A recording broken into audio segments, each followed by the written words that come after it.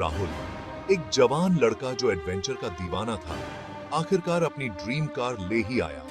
एक rugged second hand Thar. उसने सोचा था वो इससे ऑफ रोड ट्रिप्स पर जाएगा, धूल भरे रास्तों पे हवा से बातें करेगा। शहर की उदासी से दूर उसने अपने गांव जाने का सोचा, जो पहाड़ों और जंगलों के बीच बसा था। गांव का नाम था पालमपुर, जो वक्त से कहीं खोया हुआ सा था, जहां पुराने बरगद के पेड़ लंबी परछाइयां बनाते थे। गांव वाले अच्छे थे, पर उनकी आंखों में एक अजीब सी डर की झलक थी, एक ऐसा राज जो राहुल की रूह तक को हिला देता था। जैसे ही रात होती, थार में जैसे जान आ जाती, उसकी चमक चांदनी में और भी डरावनी लगती। रात के सन्नाटे को एक अजीब सी आवाज ने तोड़ा, एक धीमी दर्द भरी फुसफुसाहट जो थार से आ रही थी। राहुल ने इसे अपने डर का वहम समझा, पर जैसे जैसे रातें गुजरती गईं, फुसफुसाहटें तेज होती गईं, धीमी चीखों और खौफनाक आवाजों में बदलती गईं।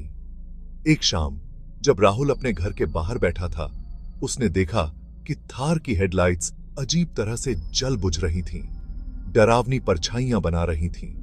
हवा का एक झोंका पूरे गांव में फैल गया, अपने साथ गीली मिट्टी और सड़न की बदबू लाता हुआ। उसने गाड़ी स्टार्ट करने की कोशिश करी, पर इंजन ने आवाज करी और बंद हो गया, जैसे गाड़ी खुद उसका साथ नहीं देना चाहती। जवाब की तलाश में राहुल ने अपने दादाजी से बात करी, जो पालमपुर के सबसे बुजुर्ग और समझदार इंसान थे। बूढ़े ने ध्यान से सुना, उनके चेहरे पर चिंता साफ दिख रही थी। उन्होंने एक पुरानी कहानी बताई जो गांव के बुजुर्ग फुसफुसाते थे। कहानी के हिसाब से पालमपुर की तरफ जाने वाली सड़क पर एक बेचैन आत्मा का साया था, जो बदला लेना चाहती थी।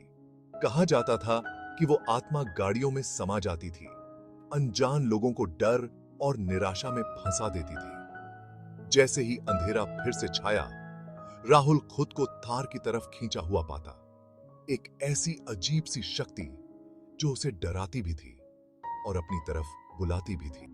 अपने दादाजी को गलत साबित करने के लिए राहुल ने थार लेकर पास के कस्बे जाने का फैसला किया।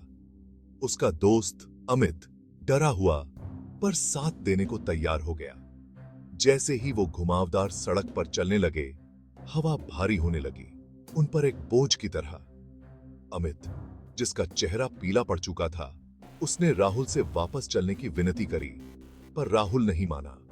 अचानक थार तेजी से घूमी, जैसे किसी अनदेखी ताकत ने उसे अपने कब्जे में ले लिया हो। गाड़ी सड़क से उतर गई और अंधेरे में समा गई। जब राहुल को होश आया, तो वो खुद को पलटी हुई थार के पास पाया। उसका शरीर घायल और जख्मी था। अमित कहीं नहीं था। डर से वो भागा। उसकी आंखें अंधेरे में कुछ ढूंढ रही थीं, और तभी उसने देखा एक धुंधली अजीब सी रोशनी थार के मलबे से आ रही थी।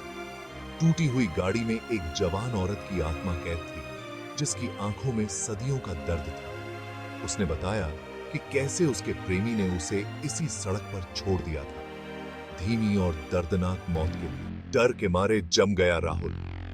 वो डर से देखता रहा, जैसे आत्मा रात में गायब हो गई। उसकी खौफनाक हंसी उस वीरान जगह पर गूंजती रही। वो अब समझ गया था उसकी ड्रीम कार की असली कीमत, वो खूनी विरासत जो उसकी टूटी हुई गाड़ी से चिपकी हुई थी।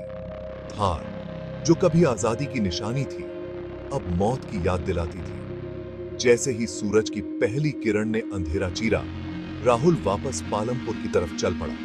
उसका मन उस खौफ से हिल चुका था जो उसने देखा था।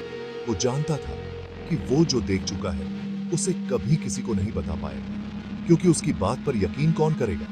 और इस तरह गांव डर के साए में डूबा रहा, और उस भूतिया गाड़ी की कहानी पीढ़ी दर पीढ़ी चलती रही।